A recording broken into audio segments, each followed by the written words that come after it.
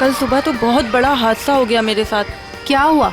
अरे यार, मैं रोज की तरह दूध लेने जा रही थी, तभी अचानक क्या हुआ। मम्मी ये देखो मैंने फोटो खींची। अरे वाह, देखूं तो कितनी अच्छी फोटो खींची है। जाओ बेटा और खींचो फोटो। चलो चलते हैं। हाँ फिर क्या हुआ अचानक से? मैं दूध की दुकान की तरफ जैसे ही गई, तभी अचानक से पता नहीं वहाँ पर कौन था, और वो तो एकदम से मेरे सामने आ गया। साइकिल पे था और मैं तो डर भी गई उसे देखकर। मामा और मैंने एक और फोटो खींची। क्या है बेटा, ये बच्चे भी ना बात ही नहीं करने देते।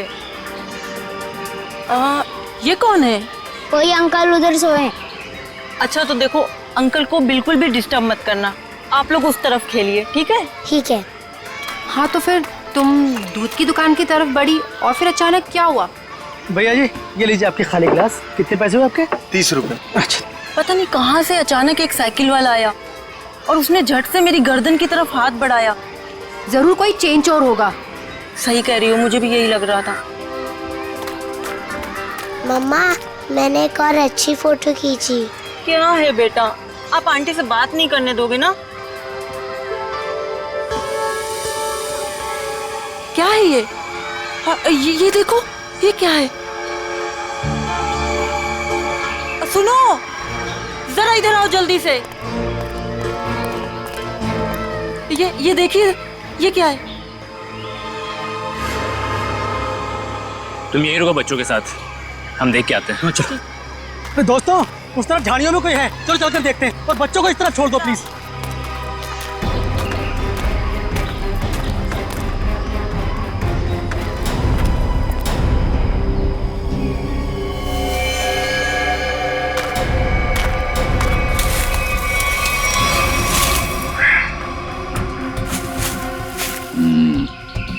ईंट के बल गिरी है लाश। जिस तरह से लाश गिरी है ऐसा लगता है कि यहाँ नहीं मारा ऐसे। हाँ, झाड़ियों के अंदर रख दिया, शायद कहीं और मार के यहाँ पे फेंक दिया होगा।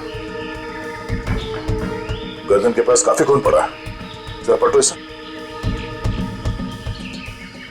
माय गॉड, इसकी वजह से इतना खून बहा है। एक आंख ही निकाल दी इसकी। आंख निकाल दी गई है, गला काट दिया। बड़ी बेरहमी से खून किया इसका। एक आंख तो यहाँ पे है, दूसरी दिख नहीं रही। जरा देखो आसपास।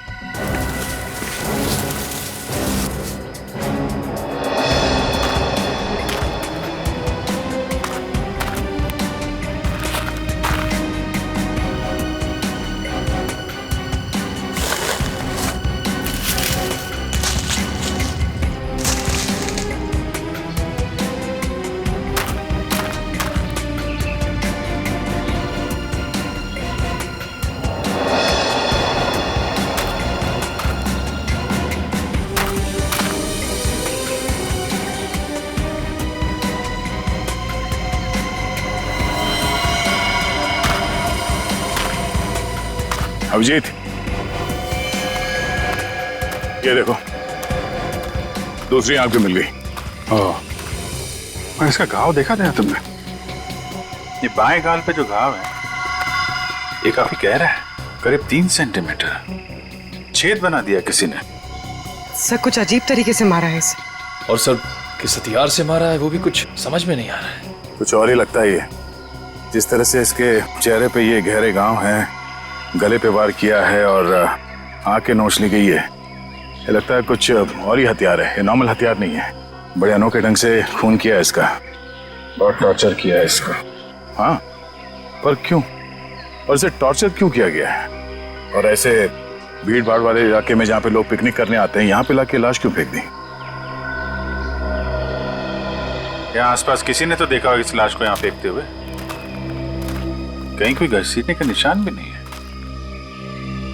इन लोगों से पूछते हैं। पंकज, तब तक तुम लोग देखो यहाँ पे कुछ मिलता है क्या, हम लोग पूछते हैं। रेडी? बच्चों को जरा अलग ले जाना, ठीक है? सर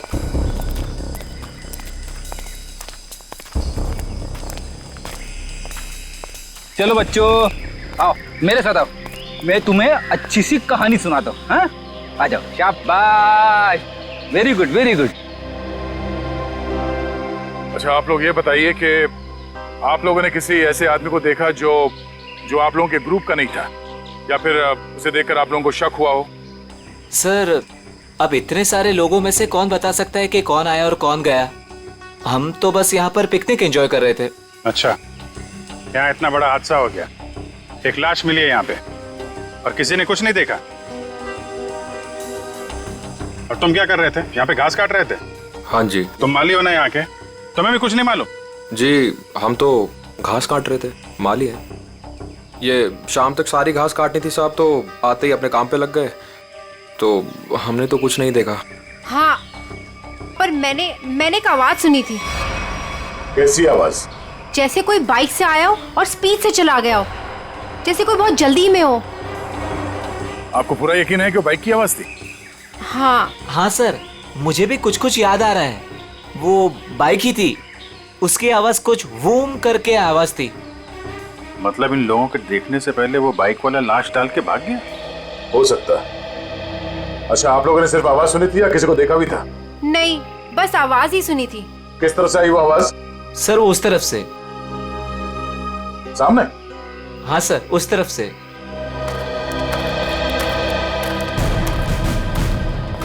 यहाँ पे खड़ी थी बाइक। तो ये विक्टिम इस बाइक वाले के साथ ही यहाँ पर आया होगा। उनकी आपस में किसी बात को लेकर झगड़ा हुआ और उसने... हो सकता है, मगर इतनी बुरी तरीके से मारा है इसको, आंख निकाल दिया, गाल फाड़ दिया, गला काट दिया। किस हथियार से मारा होगा पता ही नहीं चल रहा है। सर, किस हथियार से मारा है सालुंके साहब यूं चुटकी में बता देंगे। क्यों? सालुंके साहब के बगैर केस सॉल्व नहीं हो सकता क्या? हम लोग के हाथ में हाथ धरे बैठे हैं, हमें किसी की मदद की जरूरत नहीं है। क्यों दया, मैं सही कह रहा हूँ ना? हाँ, कर सकते हैं। हाँ, अरे लाश यहाँ मिली है तो आसपास किसी न किसी ने तो देखा ही होगा। आसपास रहने वालों से पूछताछ करते हैं।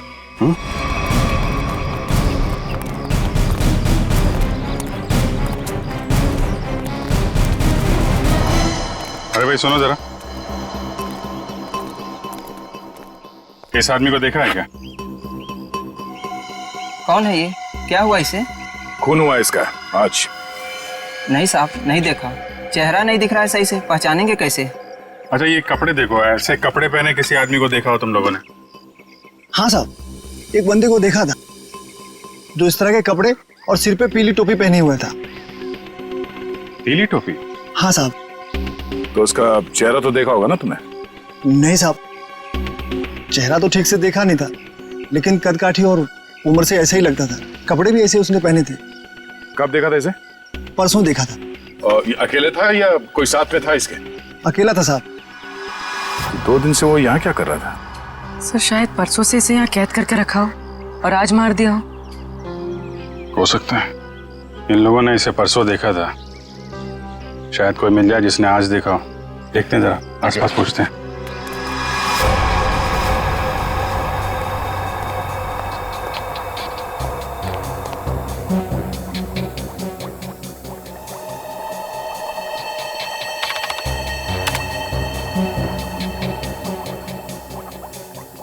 कोई फॉरेन पार्टिकल नहीं है।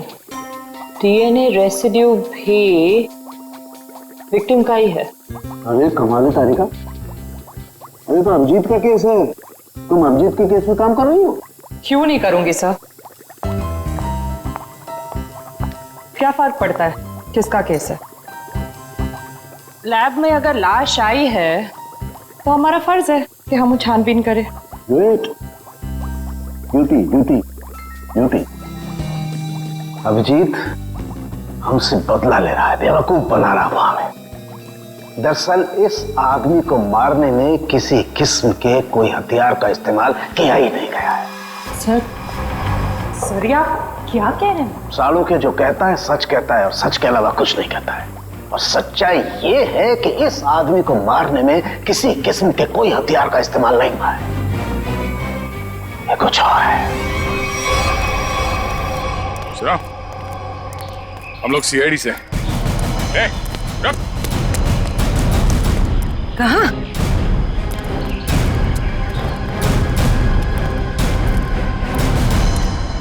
हमने कुछ नहीं किया। हम तो बस एक दूसरे से प्यार करते हैं। भाग क्यों रहे थे फिर? हैं? मैंने इसे नहीं भगाया सर, ये तो अपनी मर्जी से मेरे साथ आती है। हम तो यहाँ सिर्फ घूमने फिरने आते हैं सर। तुम दोनों यहाँ अक्सर आते हो? जी। मम्मी पापा को मालूम है? नहीं सर, लेकिन सर सही समय आने पर बिल्कुल बता देंगे सर, सच्ची सर। ठीक है, बताना जरूर, समझे? जरा ये देखो, इस आदमी को देखा तुम लोगों ने?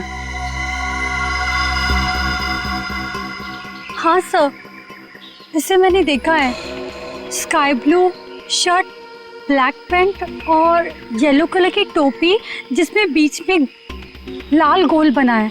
अच्छा, कब देखा था इस आदमी को आप लोगों ने? इससे पिछले 3 दिन से हम रोज देख रहे हैं। 3 दिन से? पंचर वाला तो बोल रहा था इसने परसों देखा उसे। कितने बजे देखा था इस आदमी को? सर करीब 10-12 बजे के बीच देखा है। साथ में कोई और आदमी भी था इसके? नहीं सर, ये तो अकेला ही था और पैदल जा रहा था। क्या? ठीक है, जाओ और घर वालों को जरूर बताना। ठीक है सर। यार ये आदमी और वो बाइक वाला आदमी या तो अलग अलग रास्ते से आते होंगे या अलग अलग टाइम पे। अभी बाइक वाले के साथ इसे किसी ने नहीं देखा। ये किसी ने इस आदमी को यहाँ पे देखा है और किसी ने यहाँ पे। आया तो इस तरफ से ही होगा पिकनिक में, ये आने का रास्ता तो यही है। सर इतना लंबा रास्ता पैदल ही क्यों? नहीं, ये मेन रोड तक तो किसी ऑटो या गाड़ी से आया होगा। शहर से पिकनिक स्पॉट तक पैदल आने में तो 10 बार सोचेगा आदमी। तो मेन रोड पे पता करते हैं।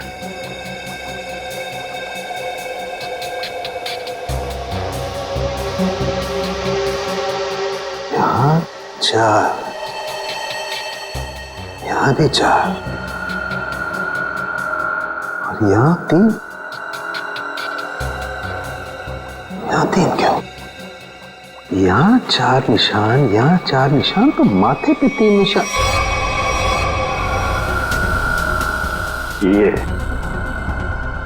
ये देखो, ये चौथा निशान। इसका मतलब किसी ने माथे का सपोर्ट लेकर के इसकी आंख निकालने की कोशिश की है और इसका यहाँ गला काटने के लिए भी कुछ सपोर्ट लिया होगा। बाजू, ये कंधे पर सपोर्ट लिया है। यस।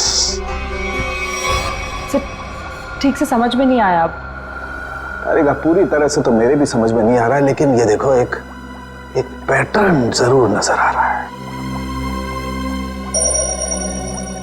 फोन नहीं आया ना उसका? किसका? उसी का फोन। नहीं।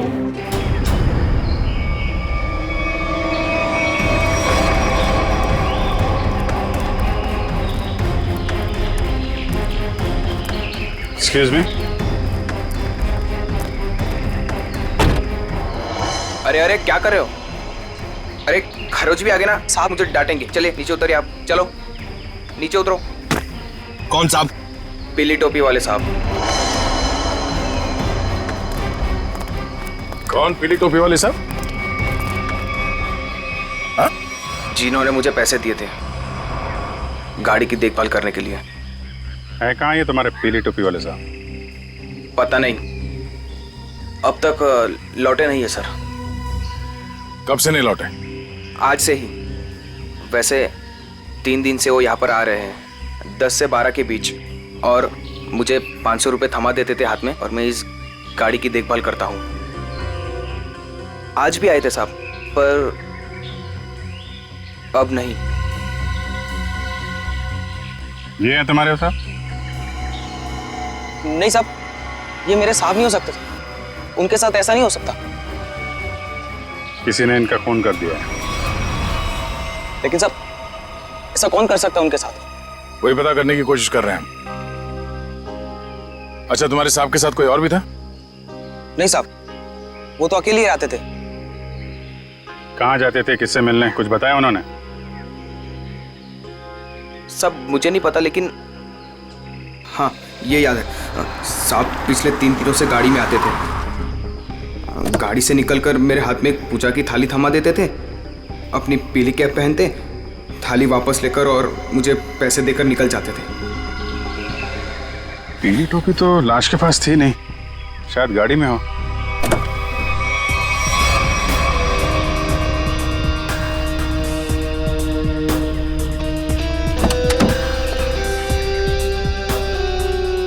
गाड़ी के अंदर कोई टोपी भी तो दिख नहीं रही। लेकिन उस पीली टोपी को ढूंढना बहुत जरूरी है, क्योंकि जो भी उस आदमी के बारे में बात कर रहा है, उस पीली टोपी के बारे में जरूर बता रहा है।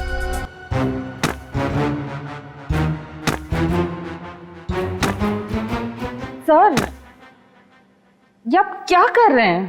तारिका, मैं ये जानने की कोशिश कर रहा हूं कि खून किस पोजीशन में किया गया। किस पोजीशन पे हुआ होगा? इस पोजीशन में किया गया खून। खून मुझसे छोटा है, लेकिन बहुत ही खतरनाक और खूंखार है।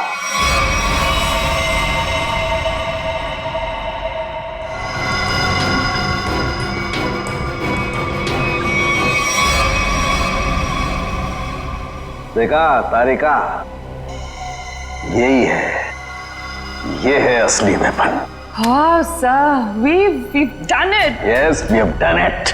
अब इसी के जरिए हमें असली वेपन का भी पता चल जाएगा। मैं अभी नाम ढूंढ के आती हूँ।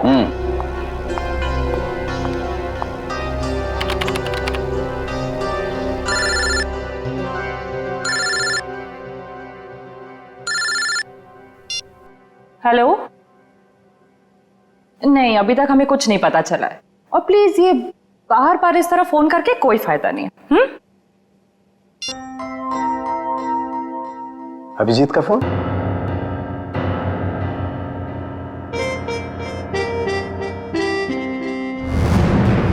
पीली कैप और इतना सारा सामान कहाँ हो सकता है?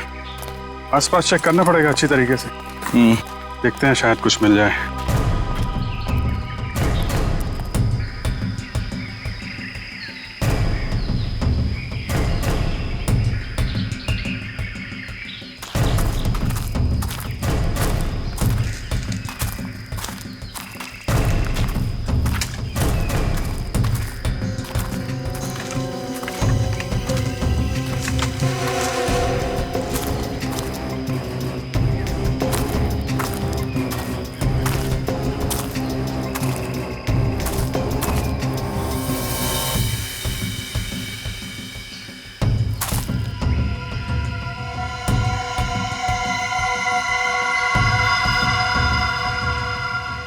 लाल पीला कपड़ा।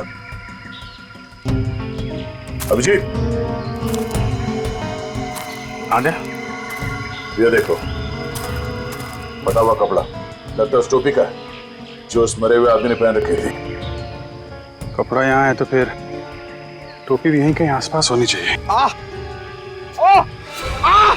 अरे पंकज, अरे सर, क्या कर रहा है?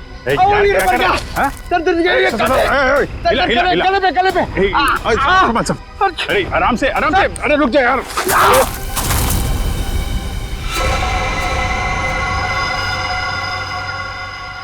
क्या कमाल का काम किया पंकज तुमने, गिर के टोपी ढूंढ ली। ऐसे भी तो बता सकता था यार।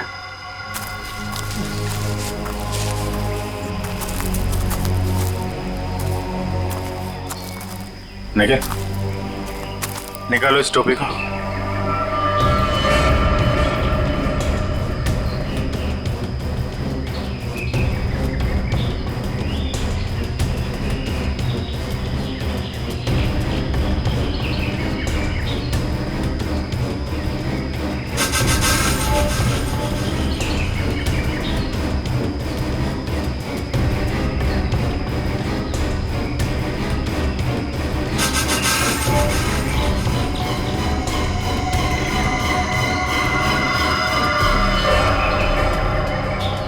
सर, वही पीली कैप है।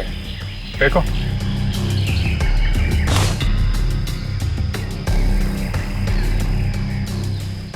ये टोपी बड़ी अजीब तरीके से फटी हुई है। टोपी यहाँ ऊपर पहुंची कैसे? ए, रुक रुक।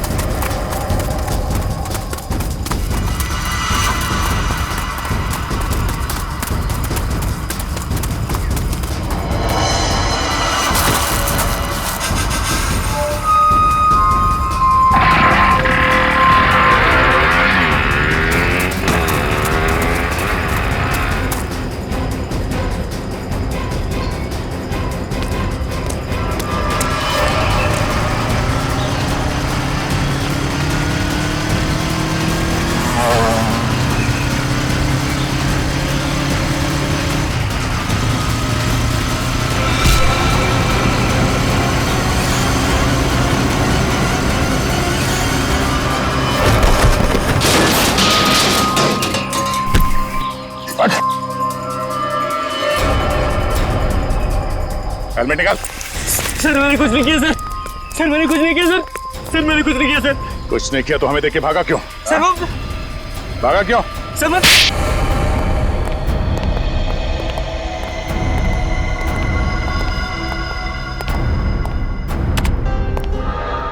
कौन है आदमी? क्यों मारा तुमने इसे? सर मैं किसी को क्यों मारूंगा सर? सर मैं तो उसे जानता भी नहीं। हर खूनी यही कहता है। नहीं सर, मेरी यकीन मानिए सर। सर मैं तो बस एक वाइल्ड लाइफ फोटोग्राफर हूँ। आप मेरा कैमरा चेक कर सकते हैं सर। और हमें देख के भागे क्यों?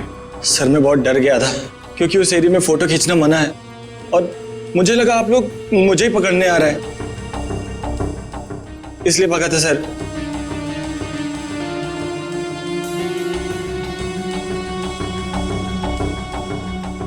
कल भी गया था वहां जंगल में? जी हाँ सर। कितने बजे? वही करीब 10 से 12 के बीच। और 10 से 12 के बीच ही क्यों? क्योंकि सर सबसे ज्यादा जानवर शिकार के लिए उसी टाइम पर निकलते हैं।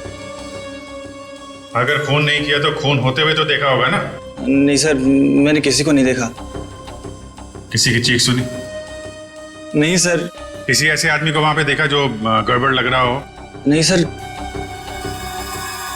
लेकिन सर मैंने एक आवाज सुनी थी और जैसे ही मैंने वो आवाज सुनी मैं उसके पीछे भागा। अभी अभी कह रहा था कि तुमने चीखने की कोई आवाज नहीं सुनी और अब कह रहा है कि तुमने आवाज सुनी है। नहीं सर, ये वैसी आवाज नहीं थी, ये कुछ दूसरी आवाज थी। ये इंसानों जैसी आवाज नहीं थी। ये क्या है? सर यही वो पक्षी है जिसकी फोटो लेने के लिए मैं भागा था, लेकिन ले नहीं पाया सर। और पिछले 3-4 दिनों से मैं इसी की फोटो लेने के लिए वहां जा रहा हूं सर।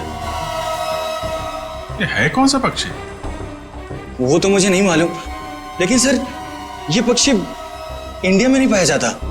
ठीक है, ले जाओ इसे। जब तक ये केस सॉल्व नहीं हो जाता तुम हमारी कस्टडी में रहोगे। चलो। सर मैंने तो कुछ नहीं किया सर। सर मुझे जाने दीजिए ना सर। Sir please. एक आदमी एक जगह पे गाड़ी पार्क करता है तो वहां से पिकनिक स्पॉट की ओर इतनी दूर पैदल चल के जाता है, वो भी एक दिन नहीं 3 दिन लगातार, और तीसरे दिन उस पर हमला होता है और खून हो जाता है उसका। और सर उसकी टोपी गायब हो जाती है। और टोपी मिलती है पेड़ पे। ये खूनी पेड़ पे अपना सबूत क्यों छुपाएगा? खून 10 से 12 बजे के बीच में हुआ और करीब उसी समय हमें लाश मिली और इस मरने वाले के साथ कोई आया नहीं था और किसी ने खूनी को भागते हुए नहीं देखा। ऐसे लगता है कि खूनी हवा में आया और हवा में ही उड़ गया। उड़ गया? हमें विक्टिम की आंख कहीं और मिली, टोपी कहीं और वो उसके चेहरे पे अजीब से घाव, टोपी फटी हुई। कहीं वो खूनी ये पक्षी तो नहीं है? खून किया और उड़ गया। हो सकता है जब उस विक्टिम ने इस पक्षी को देखा तो डर के मारे शायद बेहोश हो गया और आसानी से इस पक्षी ने नोच खरोच के वो वहां से निकल गया और शायद इस विक्टिम को चीखने या चिल्लाने का मौका ही नहीं मिला। मतलब वो फोटोग्राफर सच कह रहा है? सर मगर ये पक्षी खून कैसे कर सकता है? पंकज, इस पक्षी के पंख देखे तुमने? अगर पंख इतना बड़ा है तो पक्षी कितना बड़ा होगा?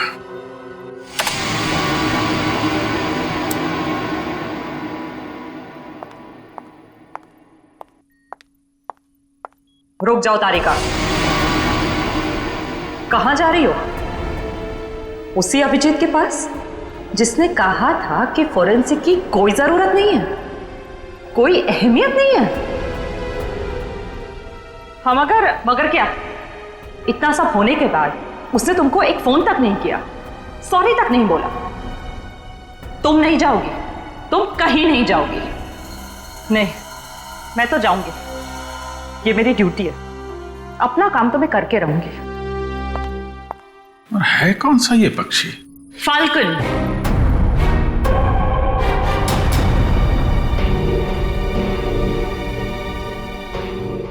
जिसे हिंदी में बाज कहते हैं।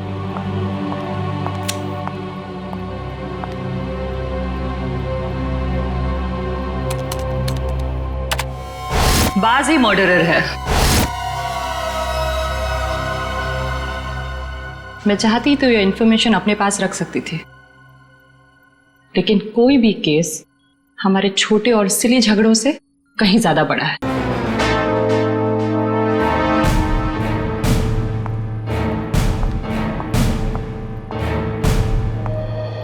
बाज भी तो पक्षी होता है।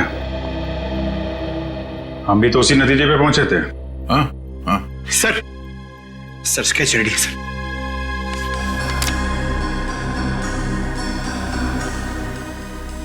ये बाज तो इंडिया में दिखता ही नहीं है, और खासतौर जिस एरिया में ये खून हुआ है वहां पे तो बिल्कुल ही नहीं है। हाँ सर, वो फोटोग्राफर ही बता रहा था कि ऐसे पक्षी हमारे देश में मिलते ही नहीं है। ये फैल्कन मंगोलिया में पाए जाते हैं। मंगोलिया?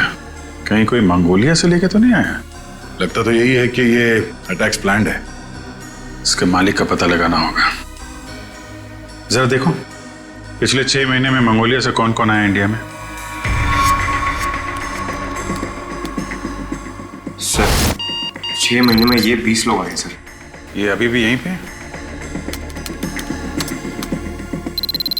सर 19 वापस जा चुके हैं सर, सिर्फ एक ही यहां पर बचा है। रंजीत। जा राजू, आज से तू आजाद है। तेरा काम खत्म हुआ। अगर तू और यहां रहा तो हम दोनों फंसेंगे।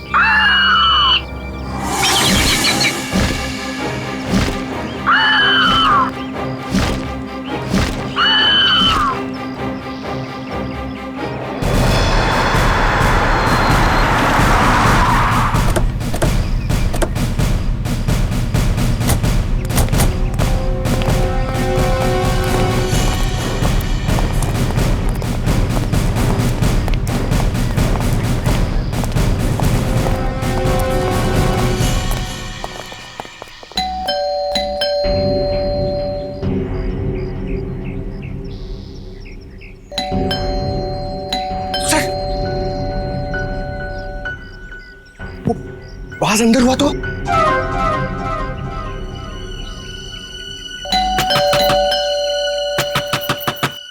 रंजीत दरवाजा खोलो।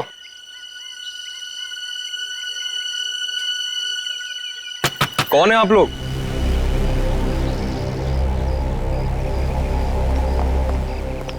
तुम रंजीत हो? जी हाँ। अरे अभिजीत, बेचारा कुछ जाना पहचाना लग रहा है। तुम माली हो ना यहाँ के? तुम्हें भी कुछ नहीं मालूम? जी, हम तो घास काट रहे थे। माली है। हाँ, ये तो माली साहब है ना जो पिकनिक स्पॉट पे थे। और माली साहब का इतना बड़ा घर? ये घर मेरा नहीं है। मैं यहाँ भी मालीगिरी करता हूँ। माली के इतने अच्छे कपड़े? क्यों, माली अच्छे कपड़े नहीं पहन सकते क्या? बिल्कुल, माली अच्छे कपड़े पहनते हैं, लेकिन माली खून नहीं करते। खून? मैंने किसी का खून नहीं किया है। अभी पता चल जाएगा। पंकज, जरा माली साहब को वो कैप दिखाना। इस टोपी को पहचानते हो? नहीं। किसकी टोपी है ये?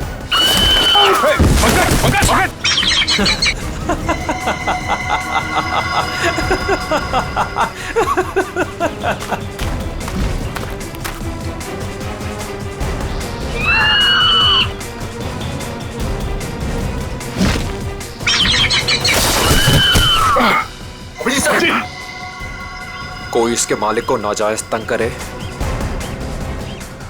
ये इसे बिल्कुल भी पसंद नहीं है।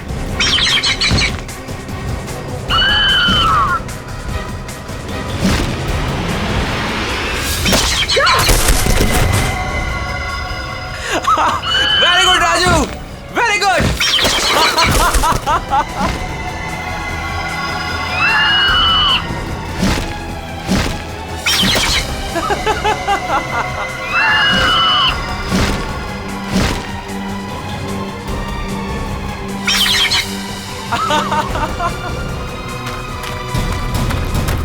रुक रुक,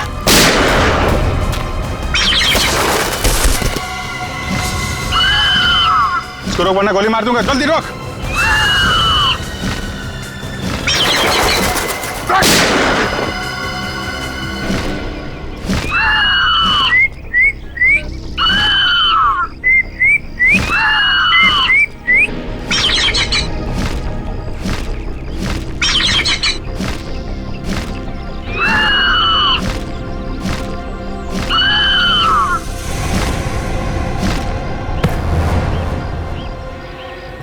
तुझे क्या लगा?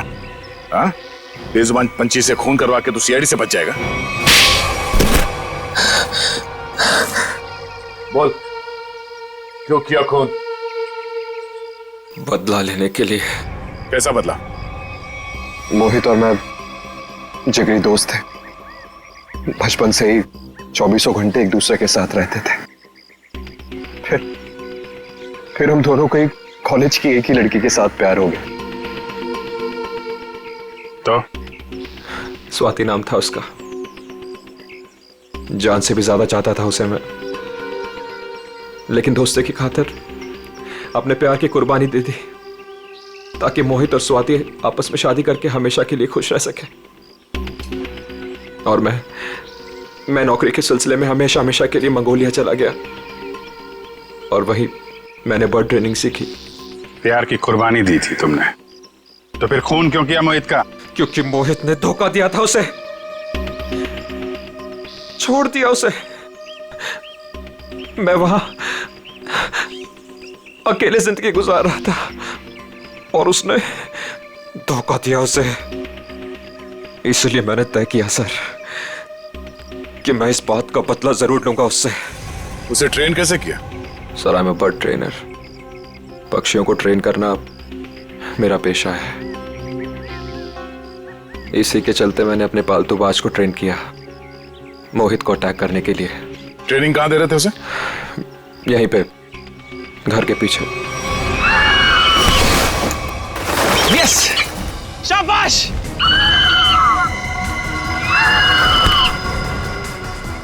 आइस पे।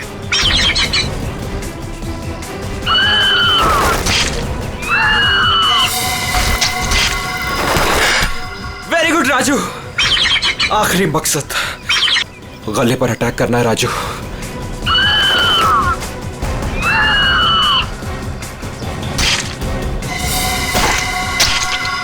Yes yes. प्यार के लिए अपने दोस्त का खून करवा दिया तुम। प्यार का मतलब भी समझते हो तुम? प्यार लोगों को अच्छा इंसान बनाता है, खूनी नहीं। अब जो कुछ किया है उसकी सजा तो तुम्हें भुगतनी पड़ेगी। शायद फांसी होगी तुम्हें। अरे तुम गए नहीं अभी तक? जाओ। जी मेम साहब।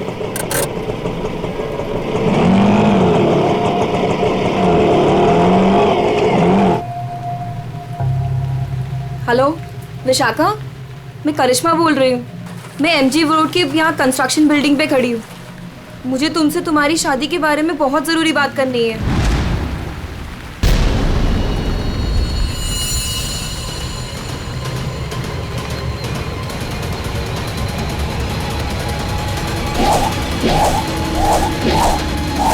मेम साहब, मेम साहब, मेम साहब, कहाँ चली गई?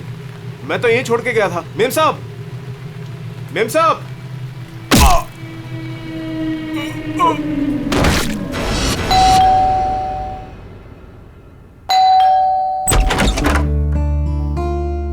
अरे आप इतनी जल्दी आ गए ऑफिस से आज? हाँ आज काम कुछ कम था। ये लो, आते आते तुम्हारे लिए कुछ साग सब्जियां लाया हूँ और इसे फ्रीजर में रख दो। विशाखा के लिए लाया हूँ, उसे आइसक्रीम पसंद है ना। आज आपकी लाडली ये खाने वाली नहीं है। पर क्यों? आज सुबह से ही उदास है, खुद को कमरे में बंद कर रखा है और खाना भी नहीं खाया उसने। तुमने उसे कुछ कह दिया क्या? मैं क्या कहूंगी, लेकिन हाँ आज सुबह किसी का फोन आया था।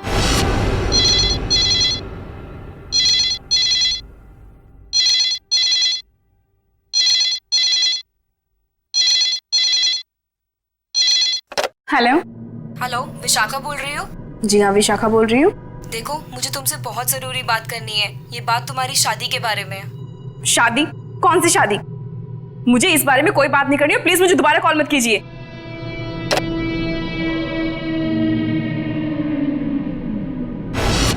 अरे इतनी मुश्किल से तो 2 हफ्ते पहले टूटी हुई शादी को भूल पाई थी, अब फोन करके उसके जख्म किसने हरे कर दिए?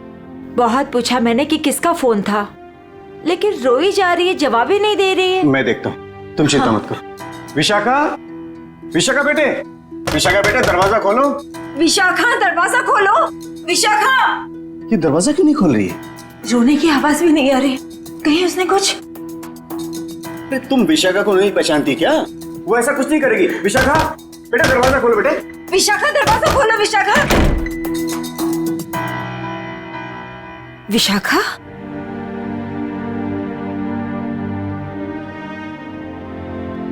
विशाखा बेटे, वो शादी वाले फोन कॉल से चिंता में है ना तू? हाँ पापा, काश मैंने उस गलत लड़के से शादी की जिद न की होती। मेरी वजह से आप लोगों को कितना अपमान सहना पड़ा। अरे नहीं बेटी, ऐसा कुछ नहीं है। उस लड़के के साथ तेरी शादी नहीं हुई, ये तो बड़ी अच्छी बात है। उस परिवार से तू बच गई बेटे। हाँ। और फिर हमारे इस लाडो के लिए इस शहर में कोई लड़की की कमी है क्या? हाँ? और क्या, हमारी विशाखा है इतनी प्यारी कि कोई भी लड़का इसे देखते ही पसंद कर लेगा। नहीं माँ, इस बार अपनी पसंद पे भरोसा करके मैं कोई गलती नहीं करना चाहती। आप लोगों की पसंद पे ही मेरी मंजूरी है। अरे हाँ सरिता, कल ठीक 3 बजे लड़के वाले विशाखा को देखने आ रहे हैं, तुम तैयार रहना।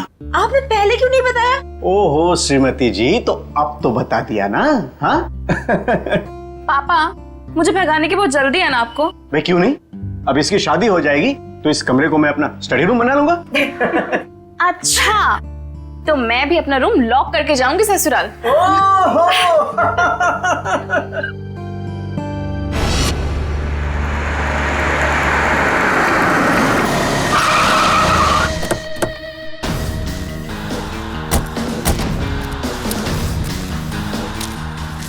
हाँ साहब, मैं यहाँ का बचपन, मैंने ही आपको फोन किया था। लाश कहाँ पर है? जी उस तरफ। चलो दिखाओ। जी।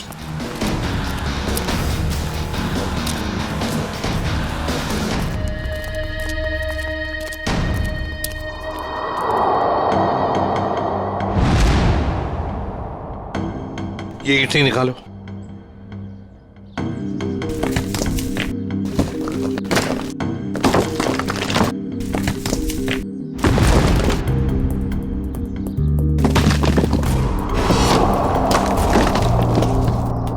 तो लगता है लाश को छुपाने की पूरी कोशिश की, लेकिन पूरी तरह से कामयाब नहीं हुआ है। हाँ, छुपाने की तो बहुत कोशिश की है, मगर जरूर कुछ ना कुछ तो भूल गया है वो। कोई ना कोई सुराग तो हमें जरूर मिलेगा। वैसे लाश ज्यादा पुरानी नहीं दिख रही है। एक काम करो, बाहर निकालो इसे आराम से, संभल के।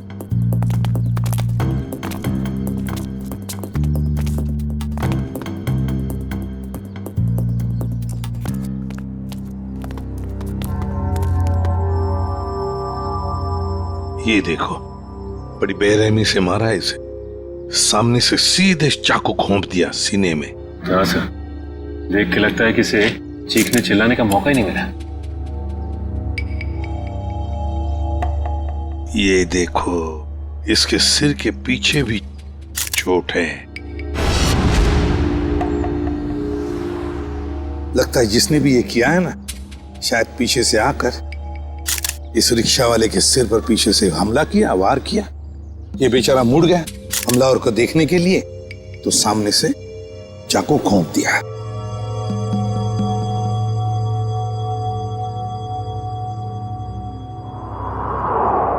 जेब में कुछ भी नहीं। लेकिन सर, कोई रिक्शा वाले को क्यों मारेगा? फ्रेडी, इस रिक्शा वाले को पैसे के लिए तो कोई नहीं मारेगा। हो सकता है इस रिक्शा वाले का किसी के साथ झगड़ा वगड़ा हुआ होगा या आपसी दुश्मनी हो, लेकिन अगर इसकी लाश यहाँ पर है, रिक्शा कहाँ पर होगी?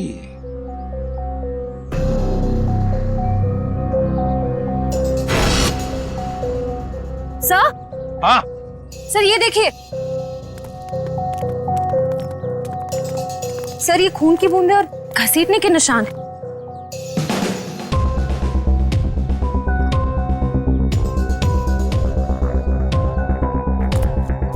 ये देखो, लगता है जिसने भी ये किया है, इस रिक्शा वाले को यहां से घसीट कर वो लेकर गया वहां ईंटों में छुपाने के लिए। वो क्या है?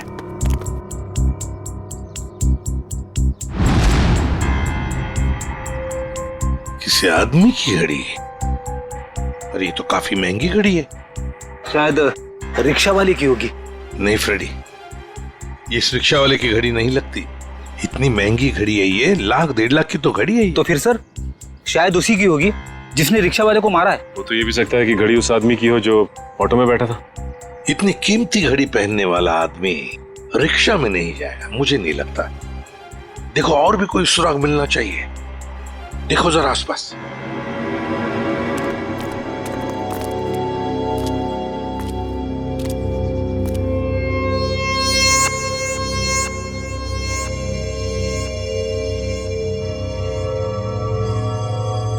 अरे सर, कुछ मिला? हाँ सर, किसी लड़की की ये डायमंड इयररिंग मिली है, यहाँ नीचे गिरी हुई थी। इयररिंग?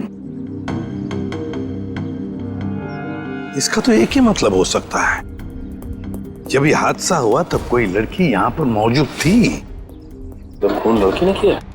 सचिन, पता नहीं खून किसने किया, लड़की ने या और किसी ने, लेकिन एक बात तो जरूर है कि ये लड़की उस रिक्शा वाले के साथ मौजूद थी। सर, हो सकता है ये लड़की उस ऑटो वाले की सवारी थी। लेकिन लड़की यहाँ ऐसी जगह क्या करने आई थी? कुछ ना कुछ तो और ही चक्कर है। जो भी हो, उस हादसे में जरूर हाथापाई हुई होगी, जिसकी वजह से वहां पर वो घड़ी मिली और अब ये इयररिंग। ये केस तो बहुत पेचीदा हो गया। इतने सारे सवाल लेकिन जवाब इतने कम। सारे सवालों का जवाब इसी बिल्डिंग में है। इस बिल्डिंग को अच्छी तरह से छान मारते हैं। Let's go. सर। हाँ सचिन,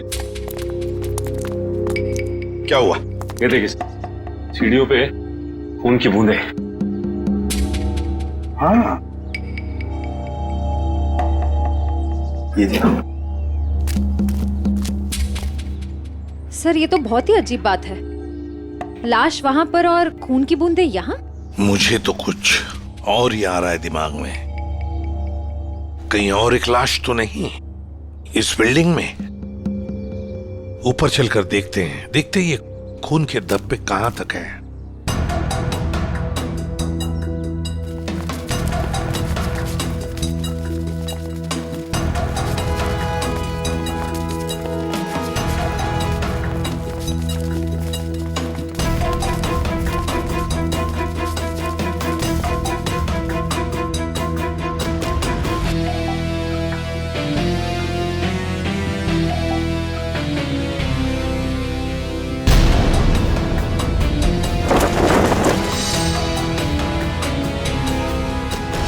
भाई साहब, मैं तो कहता हूँ अभय और विशाखा एक दूसरे के लिए बिल्कुल सही है। दोनों के ख्यालात मिलते जुलते हैं, दोनों का स्वभाव एक है, और वैसे एक साथ स्कूल में पढ़ चुके हैं।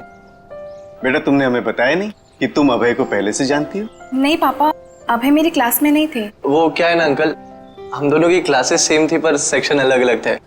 आप सेक्शन ए में थी और मैं सेक्शन सी में था। बात यह है ना जी, अभय के लिए एक से बढ़कर एक खानदान से रिश्ते आ रहे हैं, लेकिन इससे मना कर दिया है। स्कूल के वक्त से ही आपकी बेटी से प्यार करता है, लेकिन कह नहीं पाया, इसलिए आज मुझे आना पड़ा कहने के लिए। पापा प्लीज, आप मुझे एम्बैरेस कर रहे हैं।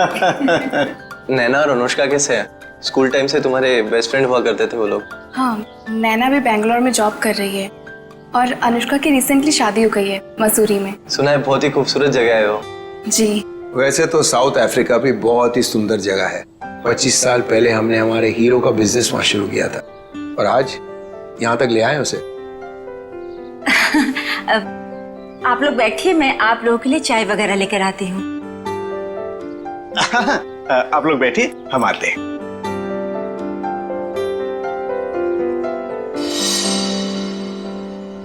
क्या बात है सरिता, क्या हुआ? देखिए, लड़का और परिवार तो मुझे अच्छे लग रहे हैं, लेकिन एक बार आप साफ साफ पूछ लीजिए, लेन देन की जो भी बात है। सरिता, क्यों चिंता करती हो? देखो, मुझे नहीं लगता कि धीरेन्द्र जी की कोई मांग है, और अगर होगी भी तो हम मांग पूरी कर देंगे ना। देखो सरिता, मेरी पेंशन है, तुम्हारे जेवर है, और अगर जरूरत पड़ी तो हम ये मकान बेच देंगे। आखिर हमारी एक ही बेटी है। ओफो, आप एक बार पूछ तो लीजिए ना, कहीं कोई बड़ी मांग रख दी तो। फिर तो ये रिश्ता नहीं हो पाएगा। खैर, अपनी किस्मत है, देखते हैं। चलो। लीजिए भाई साहब। ये सब लाने की क्या जरूरत थी? इतनी तकलीफ क्यों की आपने? अरे क्या कहते हैं भाई साहब, ये तो कुछ भी नहीं है, ये तो आपको लेना ही पड़ेगा। चाय लीजिए। ये लो बेटे।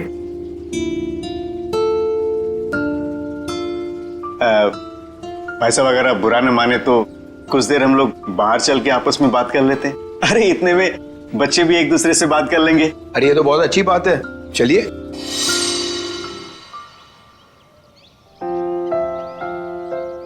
भाई साहब, आपका बेटा हमें बहुत पसंद है। मुझे भी बिल्कुल विशाखा जैसी बहू चाहिए थी। अगर विशाखा अभय को पसंद उसकी करे। फिक्र आप मत कीजिए, हमारी मंजूरी में ही उसके यहाँ है। ये तो बड़ी अच्छी बात है, तो मैं बात पक्की समझूं? जी जरूर। धीरेन्द्र जी, अगर आपकी कोई मांग हो तो आप मुझे। ये कैसी बात कर ली आप लोगों ने?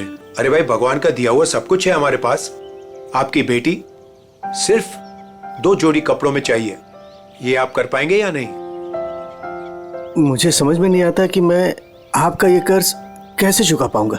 लेकिन हमारी एक शर्त है। शर्त? ये शादी 2 दिनों में हो जानी चाहिए। 2 दिनों में शादी की तैयारियां हम कैसे कर सकते हैं? देखिए, ये हमारी एक ही बेटी है, हम चाहते हैं कि उसकी शादी बड़े धूमधाम से हो, इसलिए थोड़ा अगर आप हमें वक्त दे दे तो। देखिए भाई साहब, मैं आपकी बात समझता हूँ, लेकिन 3 दिनों के अंदर मुझे साउथ अफ्रीका पहुंचना है। सिर्फ मेरे बेटे की वजह से मैं अपना पूरा कारोबार छोड़ के आया हूँ। अगर आप ये नहीं कर पाओगे तो ये रिश्ता नहीं होगा। हाँ? सोच लो आप लोग।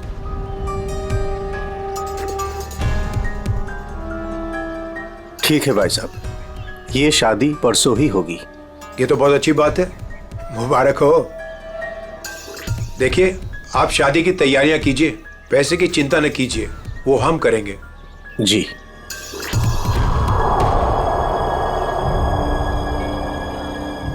कैसे? तुम चिंता मत करो सरिता, भगवान की जो मर्जी है वही होगा। चलो शादी की तैयारी करते हैं।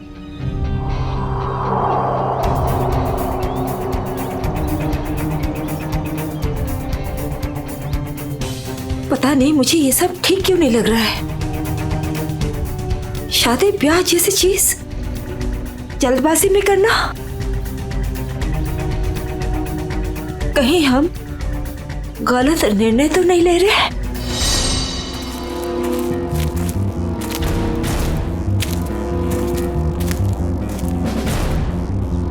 सर, इस लड़की का चेहरा तो पूरी तरह से बिगड़ चुका है, इसकी पहचान करना बहुत मुश्किल होगा। तो सर, लड़की के पास से ना ही कोई आइडेंटिफिकेशन मिला है, ना ही कोई मोबाइल। तो लाश को देख के लगता है कि इसकी और उस ऑटो ड्राइवर की मौत लगभग एक ही वक्त हुई है सर।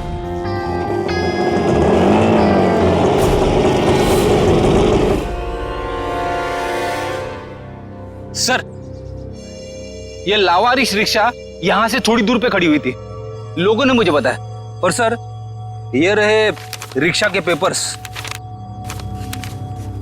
वो लाश इसी रिक्शा ड्राइवर की थी, चमन नाम था उसका। और सर, ये फोटो भी लगी उसकी। हाँ, चमन खुद मालिक था इस रिक्शा का। और कुछ मिला? हाँ सर,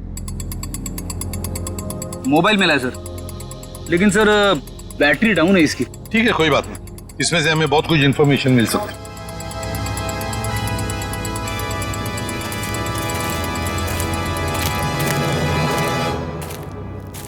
वॉचमैन होना यहाँ के। कैसी ड्यूटी करते हो? दो खून हुए यहाँ पर। साहब जी, ये सब कैसे हुआ? मुझे नहीं पता चला। चुप, नाटक बंद। जरा याद करके बताओ, क्या कोई आया था यहाँ पर इस रिक्शा में से? कोई नहीं आया था इस रिक्शा से। ये कैसे हो सकता है? हाँ? कोई बिल्डिंग से ऑटो दूर क्यों खड़ा करेगा? बताओ कौन आया था? हाँ साहब जी, याद आया, जब मैं खाना खाने गया था ना, जरूर कोई आया होगा। झूठी करते हो।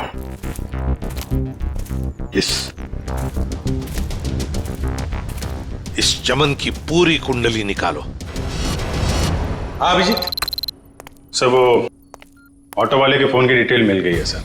ये 11 बजे के करीब ममता नगर से निकला और 11:30 बजे जेल स्टेशन पे पहुंच गया। ये MG road under construction building पे कब पहुंचा? सर 12:30 बजे। जेल स्टेशन से सवारी लेने के बाद 12:40 पे उस जगह पे मिला था जहां पे वो ऑटो खड़ा मिला था। मतलब जेल स्टेशन से उसने सवारी उठाई, तो फिर अभिजीत उस वक्त दो मोबाइल फोन होंगे उस रिक्शा में, एक रिक्शा वाले का और शायद इस सवारी का भी। हाँ सर, मोबाइल कंपनी वालों ने बताया कि रिक्शे वाले के मोबाइल के साथ साथ एक और मोबाइल ट्रैवल कर रहा था। जयवंती और पेटी लगे हैं उसका डिटेल निकालने में। चलो अच्छा। अब देखना यह है कि सर वो सवारी विक्टिम थी या मुजरिम। सर, हाँ सर वो जो ऑटो की सवारी का मोबाइल नंबर था वो दिल्ली का नंबर है और किसी करिश्मा के नाम पे रजिस्टर्ड है। दिल्ली? अच्छा, इस करिश्मा के बारे में और कुछ पता चला? नहीं सर, और कुछ डिटेल्स तो अभी पता नहीं चल पाए हैं। ये तो पता चला होगा कि उसने आखिरी कॉल किसको किया। किसी लैंडलाइन नंबर पे किया था आखिरी कॉल। पोपटवाड़ी का कोई उदय कुमार है। पोपटवाड़ी उदय कुमार। पंकज काम करो, इस दिल्ली वाली करिश्मा के सारे डिटेल निकाल लो, पूरे के पूरे डिटेल। और अभिजीत, इस पोपटवाड़ी के उदय से मिल लेते हैं, पता तो चले ऐसी भी क्या बातें हो रही थी करिश्मा और उसके बीच में। इसका चेहरा तो बहुत बुरी तरह से बिगड़ गया है, एकदम तहस नहस हो गया है। सर इनके फेस को हम रिकंस्ट्रक्ट नहीं करवा सकते? बहुत मुश्किल काम है तारिका, बहुत वक्त लगेगा। हाँ, लेकिन एक बात जरूर पता चल गई। ये पता चल गई कि ये काम क्या करती थी। क्या काम? तारिका, ये लड़की एक नर्स थी। नर्स? ये देखो, ये देख रहे हो, ये इसकी उंगलियों पर और ये अंगूठे पर ये कॉल। ये निशान तो ज्यादातर उन्हीं लोगों के हाथों में होता है ना जो दूसरों को इंजेक्शन देते हैं। एग्जैक्टली तारिका। अब मुझे लगता है ये खून या तो किसी बदले की भावना से किया गया है या फिर कोई प्यार व्यार का चक्कर। प्यार व्यार का चक्कर? तुमको ऐसा लगता है तो तुम फोरेंसिक आते ही क्यों? तुम अब से मत आया करो हमारे लैब में प्लीज। ना अरे ये क्या? हाँ, और अभिजीत, तुम्हारे और मेरे बीच में जो भी था ना वो खत्म। प्यार का चक्कर। सीआईडी, यहाँ सब कुछ ठीक तो है ना? देखिए, आप फिक्र मत कीजिए, हमें पता है आपके घर में शादी का रस्म चल रहा है, लेकिन देखिए बात कुछ ज्यादा नहीं है, सिर्फ 2 मिनट की बात है। एक बात बताइए, कल लैंडलाइन पे कोई अनजान फोन आया था आपको? हाँ, मेरी बेटी विशाखा ने फोन उठाया था। जरा बुलाइए ना विशाखा को। विशाखा बेटी, 1 मिनट इधर आना। हाँ जी, 1 मिनट। जी पापा। बेटे ये। हाय विशाखा, शादी मुबारक हो। Thank you. हम सीआईडी से हैं, मैं इंस्पेक्टर श्रेया। कल सुबह 10 बजे लैंडलाइन पे एक कॉल आया था। जी आया था। किसका फोन था? किसी करिश्मा का फोन था, बट मैं उसे नहीं जानती। अगर तुम उस लड़की को नहीं जानती हो तो उसने तुम्हें क्यों कॉल की? दरअसल वो मुझसे मिलना चाहती थी पर मैंने उसे मना कर दिया। तुम तो कह रहे हो तुम उसे जानती तक नहीं, फिर भी वो तुमसे बात करना चाहती थी। कोई ना कोई तो वजह जरूर होगी, हैं? बताओ। शायद वो मेरी शादी के बारे में कुछ बात करना चाहती थी। क्या क्या बात करना चाहती थी? कुछ बताया उसने? जी, तब तक तो मुझे भी नहीं पता था कि मेरी शादी होने वाली है। वो शायद मेरी पिछली शादी के बारे में बात करना चाहती थी। मतलब विशाखा, तुम्हारी पहले भी एक शादी तय हो चुकी थी जो टूट चुकी है। देखिए प्लीज, अगर इस बारे में इस वक्त बात न करें तो अच्छा होगा। बड़ी मुश्किल से उस सदमे से ये उभर पाई है। प्लीज। पापा, इट्स ओके, मुझे उस बात से कोई फर्क नहीं पड़ता है। पर आप इस फोन कॉल के बारे में मुझसे इतने सवाल क्यों पूछ रहे हैं? दरअसल बात यह है कि करिश्मा नाम की उस लड़की का। एक मिनट में समझाता हूं। देखिए, ये करिश्मा जिसने फोन किया था यहाँ पर, हम उससे मिलना चाहते हैं एक केस के सिलसिले में। ये करिश्मा कोई मुजरिम है क्या? क्या इसने कोई जुल्म किया है और ये मुझसे क्यों बात करना चाहती है? देखो, करिश्मा मुजरिम है या नहीं ये अब तक तय नहीं हुआ है। खैर छोड़ो, आप लोग शादी की तैयारियां करो।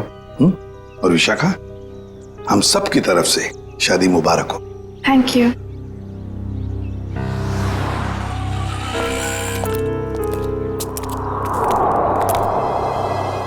हेलो, सुनो, सब गड़बड़ हो गया है यहाँ। सीआईडी आ गई है। हाँ जी, क्या हाल है बॉस? फिर से बन गया चेहरा? अरे चेहरा बनने में टाइम लगता है ना यार। और कितना टाइम चाहिए तुझे? मैं बोल रहा था तारिका को, प्रद्युमन जैसे ही मेरी शक्ल देखेगा पीछे पड़ जाएगा। कितना टाइम लेगा चेहरा बनाने में? यार इतना सा काम है सामने। वैसे एक बात बताओ, आप लोगों को वाकई कुछ पता नहीं चला उस लड़की के बारे में? हमें इतना तो पता चल चुका है कि उस लड़की का नाम करिश्मा है और वो दिल्ली की रहने वाली थी। और अगर मैं ये बताऊं कि करिश्मा एक नर्स थी तो? सर, उस करिश्मा के बारे में नई बात पता चली सर। क्या? वो दिल्ली में 10 स्टार हॉस्पिटल में नर्स है। लो, ये बात अब बता रहे हैं, मैं कब की बता चुका ये बात। 10 स्टार हॉस्पिटल, दिल्ली। वाह यार अभय, बड़ी सुंदर दुल्हन मिली है तुझे, सच्ची। पता नहीं कहाँ से किस्मत लिखा के लाया है। अरे वो कहते हैं ना, लंगूर के हाथ में अंगूर। एग्जैक्टली।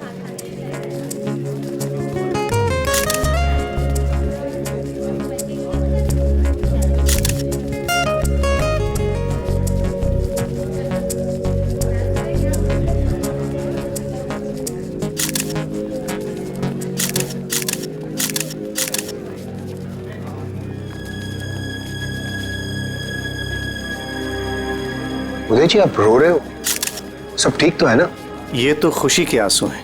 आज अपने बेटी को दुल्हन बना जो देख पा रहा हूं मैं, इसलिए। आपसे कुछ बात करनी थी।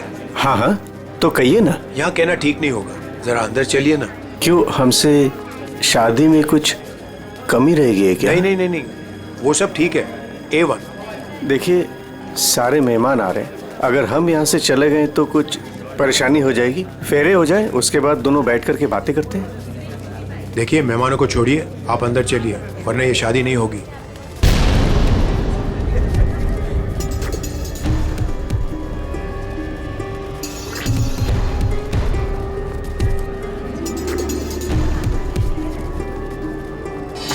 आइए उदय जी।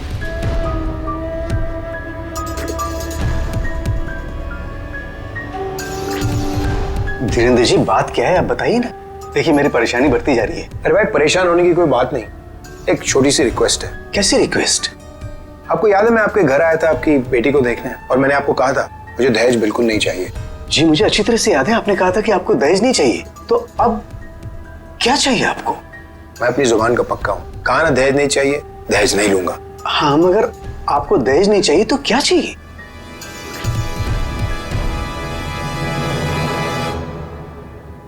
किडनी।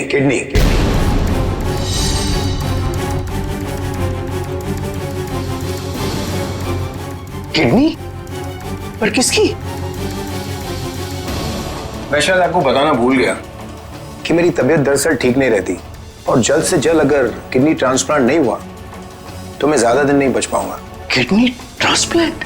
देखिए, आपकी बेटी की शादी है और कुछ ही दिन बाद उसका ससुर यानी कि मैं मर जाए तो आपको कैसा लगेगा? पर धीरेन्द्र जी, मैं अपनी किडनी कैसे, मेरा मतलब। मैंने पूरा पता लगा लिया है, हम दोनों की किडनीज मैच होती हैं। अच्छा, तो इसका मतलब ये शादी ब्याह ये सब ढोंग है। दरअसल आपको मेरी किडनी चाहिए, इसलिए आपने ये सब। अब फेरों में 2 घंटे और, बहुत समय आपके पास, सोच लीजिए। और वैसे भी हम दोनों एक परिवार का हिस्सा बनने जा रहे हैं, तो एक परिवार वाले का फर्ज बनता है दूसरे परिवार वाले की जान बचाने का।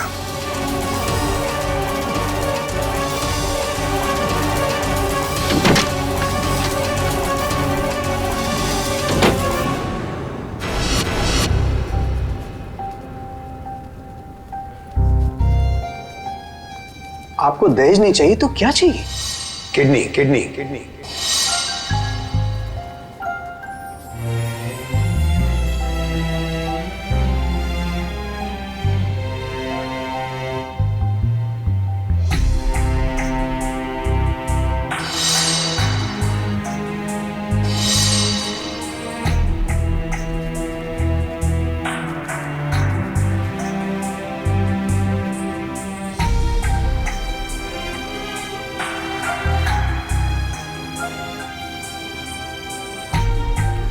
अरे कहाँ चले गए थे आप? कुमार साहब आए हैं अपनी पत्नी के साथ, वो आपको ढूंढ रहे थे। सरिता, आओ मेरे साथ, 2 मिनट तुमसे बात करनी है। चलो।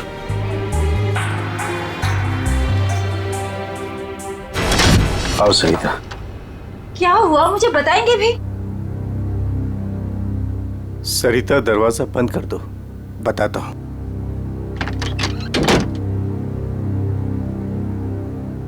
अभी तो बताइए, मुझे बहुत घबराहट हो रही है। धीरेन्द्र जी ने मुझसे कुछ मांगा है। पता था मुझे कि ये शादी दहेज लिए बिना हो ही नहीं सकती। वैसे कितने पैसे मांगे हैं उन्होंने? नहीं, उन्होंने मुझसे पैसे नहीं मांगे। तो फिर? सरिता, उन्होंने मुझसे मेरी किडनी मांगी है। किडनी? हाँ सरिता। हे भगवान, इसका मतलब ये सब शादी वादी ढोंग है। वो आपकी किडनी लेना चाहते हैं? मुझे भी यही लग रहा है। ये अचानक से उनका मेरे घर आना, फिर 2 दिन में शादी और अब ये सब कुछ। सरिता, मुझे तो इसमें बहुत बड़ी साजिश लग रही है। तो क्या अब हमारी विशाखा की शादी फिर से टूट जाएगी? अगर मैंने किडनी नहीं दी तो ऐसा ही होगा। ना सरिता, तुम मत रो।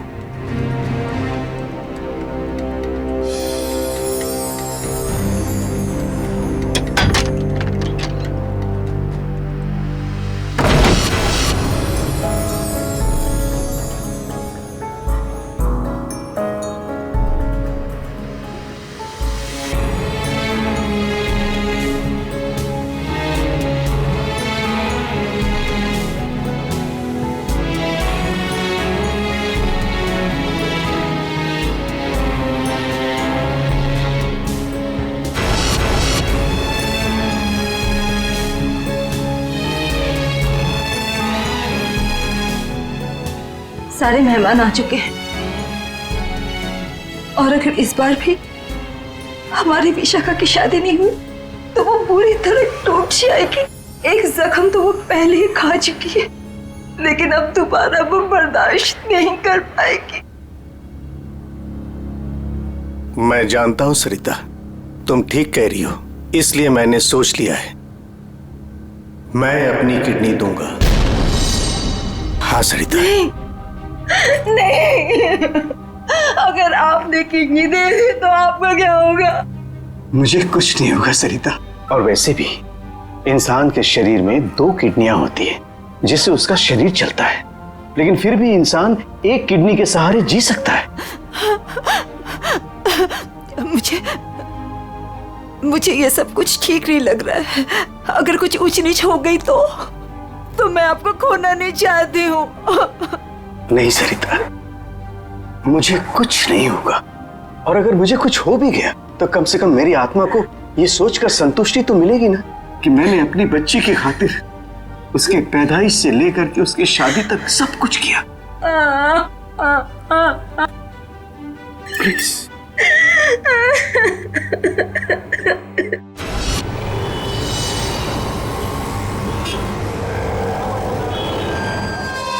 हेलो सर, मैं अनुज, इस हॉस्पिटल का डीन। करिश्मा की मौत की खबर सुनकर आई एम शॉक्ड। वो बहुत ही काबिल नर्स थी। वैसे डॉक्टर साहब, एक बात समझ में नहीं आ रही है, ये करिश्मा ने अचानक से छुट्टी क्यों ली और फिर यहाँ से मुंबई चली गई? कोई खास वजह थी क्या छुट्टी लेने? उसने छुट्टी ली और यहाँ से चली गई। अब यहाँ से जाने के बाद वो कहाँ गई, किस लिए गई, इसके बारे में हमें कुछ नहीं पता। देखिए, हम लोग करिश्मा के घर गए थे, लेकिन वहाँ से कोई ज्यादा जानकारी मिली नहीं है। क्या आप बता सकते हैं कि यहाँ पे करिश्मा को कोई सामान वगैरह पड़ा है? आप चाहें तो करिश्मा का लॉकर देख सकते हैं। जी हाँ, जरा दिखाइए लॉकर। आइए। चलिए।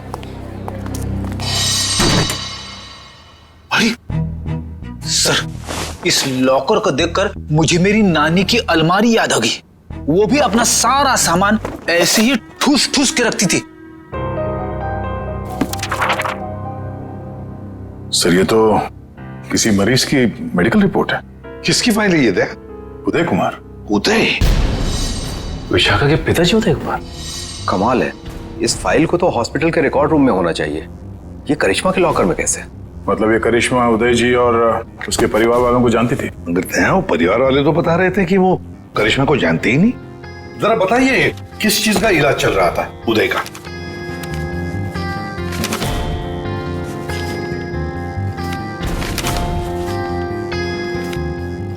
क्या डॉक्टर साहब, आपके चेहरे का रंग उड़ा हुआ क्यों है? उदय जी को फूड पॉइजनिंग थी और उनके सारे टेस्ट किडनी के करवाए गए हैं। क्या? बताइए यार, ये क्या चक्कर है? नहीं दया, कुछ ना कुछ तो गड़बड़ जरूर है, कुछ ना कुछ तो गड़बड़ है। अच्छा डॉक्टर साहब, इस करिश्मा का बर्ताव कुछ अजीब लगा आपको? मतलब कुछ गड़बड़ लगा आपको कभी? नहीं, ऐसा तो कुछ भी नहीं लगा। सर, ये देखिए। माय गॉड, तो ये बात है। क्या बात है उदय? अरे डॉक्टर चंद्रप्रकाश, आओ बैठो बैठो। ये अचानक क्या बात करना चाहते हो तुम मुझसे? और भाभी जी क्यों रो रही हैं? शादी में कोई मदद वगैरह चाहिए? डॉक्टर, शादी की कोई बात है ही नहीं। अच्छा, तुम ये फाइल मेरी देखो ना, मेरी मेडिकल फाइल। ये फाइल चेक करके बताओ कि क्या मैं अपनी एक किडनी डोनेट कर सकता हूँ? उदय, तुम्हारी बेटी की शादी हो रही है और इस वक्त तुम्हें ये सवाल सूझ रहा है? डॉक्टर, शादी न रुके इसलिए तो मैं ये बात पूछ रहा हूँ तुमसे। बताओ ना। क्या मतलब है? मतलब मैं बाद में तुम्हें समझाऊंगा। तुम पहले मुझे ये बताओ कि मैं एक किडनी के सहारे जी सकता हूँ या नहीं। बताओ डॉक्टर, मुझे प्लीज बताओ ना।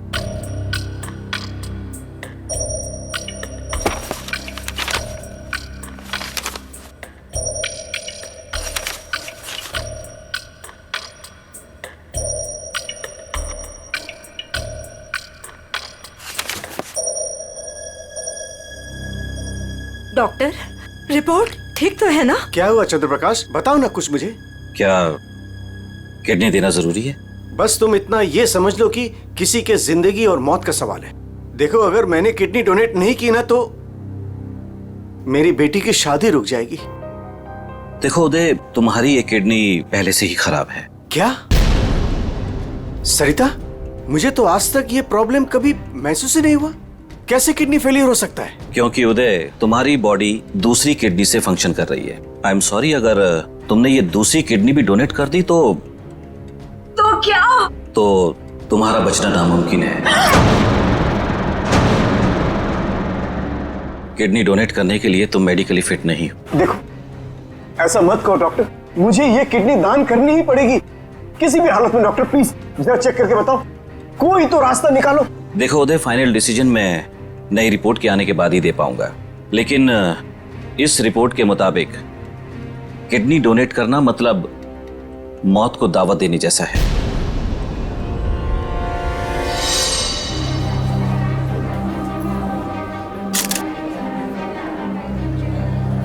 आओ। क्या हुआ माँ, आप परेशान लग रही हैं? नहीं, ऐसी कोई बात नहीं। फेरे का समय हो गया है, आओ।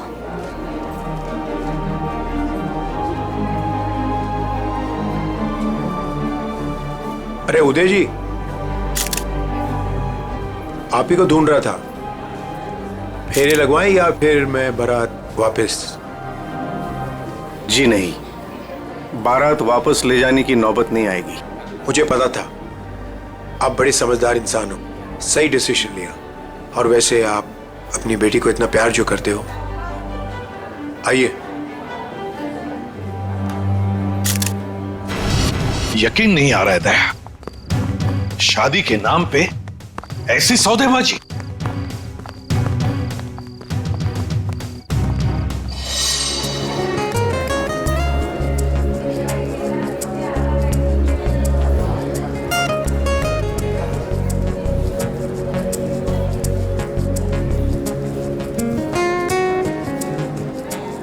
रुक जाइए। सरिता जी, जी उदय जी कहाँ है? वो तो यही।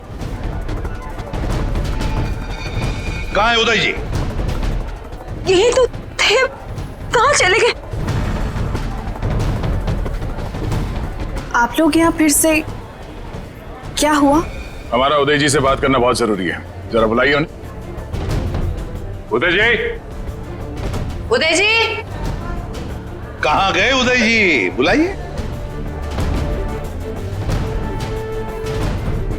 मम्मी पापा कहाँ चले गए? आपके पापा कहाँ हैं? इसका जवाब अब ये देंगे धीरेन्द्र जी। क्यों धीरेन्द्र जी, जवाब देंगे ना? मुझे कुछ नहीं पता।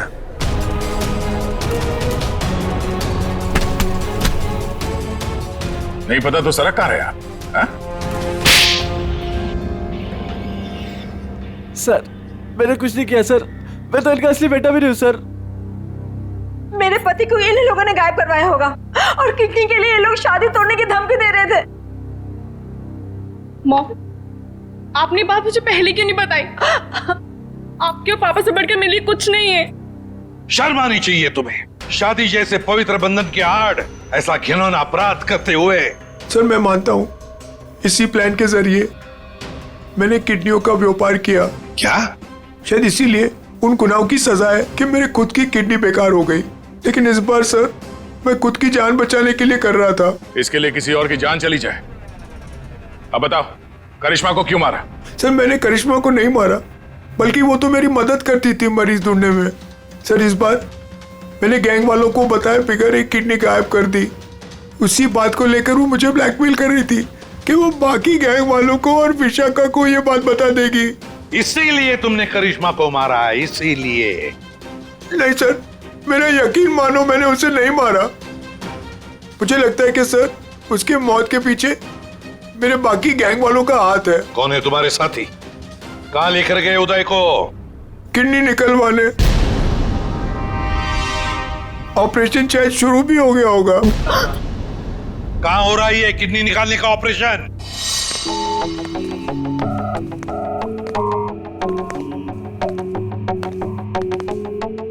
चल डॉक्टर, ऑपरेशन शुरू कर।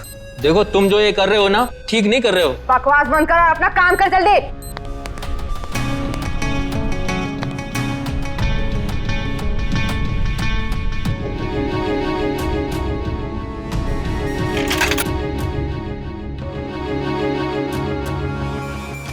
अबे जल्दी करना।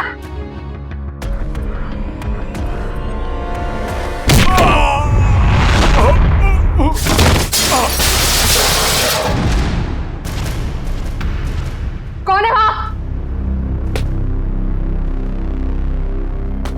कौन है?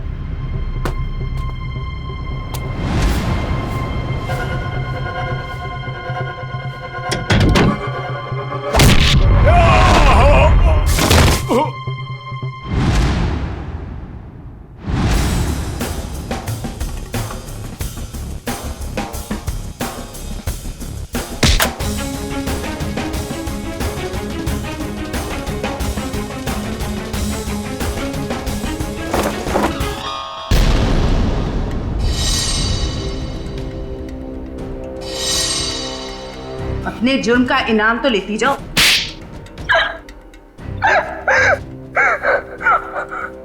ये सारा षड्यंत्र हमने सिर्फ लोगों की किडनियां हथियाने के लिए किया है। ये सब पता है हमें। ये बताओ करिश्मा को क्यों मारा तुम? क्योंकि करिश्मा हमें धोखा दे रही थी। लेकिन तुमने करिश्मा का खून किया, ये बात तुमने धीरेन्द्र से क्यों छुपाई? ताकि जब धीरेन्द्र किडनी ट्रांसप्लांट के लिए ऑपरेशन थिएटर में आए तो वहां उसे आराम से मार सके, ताकि वो खून ना लगकर एक हादसा लगे। और उदय की किडनी तुम ऊंचे दाम में बेचना चाहती थी, क्योंकि उदय का blood group Bombay blood group है, एक रेयर ब्लड ग्रुप है ना? यही प्लान था सर, लेकिन आप सीआईडी वालों की वजह से वो सब चौपट हो गया। करिश्मा का खून और कितने सारे मासूम लोगों की किडनियों की चोरी, तुम्हें तो फांसी ही होगी। इतना काफी है तुम्हें फांसी के फंदे तक पहुंचाने के लिए। जयवंती, ले जाओ इसे। सर।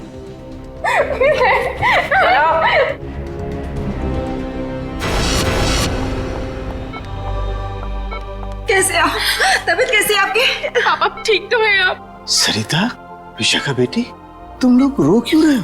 क्या हुआ मुझे? मैं आपसे कभी बात नहीं करूंगी। आपको क्या लगा मेरी शादी आपकी जिंदगी से ज्यादा जरूरी है? ऐसी कोई बात नहीं। दरअसल मैं और सरिता हम तो सिर्फ तुम्हारी खुशी चाहते हैं बेटे। मेरी खुशी आपसे है, आपसे है। माना बाकी लड़कियों की तरह मेरा भी सपना है कि मेरा भी एक अच्छा पति हो, लेकिन वो पति मुझे अपने पिता की कीमत पर बिल्कुल नहीं चाहिए। देखा उदय जी, आपकी बेटी विशाखा कितनी समझदार है, सियानी है और सही बोल रही है। एक बात हमेशा ध्यान में रखना, बेटी घर का सम्मान होती है, सुख होती है, खुशी होती है। उसके हाथ पीले करना तो सौभाग्य की बात होती है, लेकिन उसके लिए माता पिता को अपनी जान दांव पर लगाने की कोई जरूरत नहीं। एसीपी साहब, मैं आपसे वादा करता हूं, चाहे कुछ भी हो जाए, मगर मैं इंतजार करूंगा। अब की बार मैं अपनी बेटी का हाथ सिर्फ उसी को दूंगा जो इसके लायक हो। आप सबका बहुत बहुत शुक्रिया बेटी।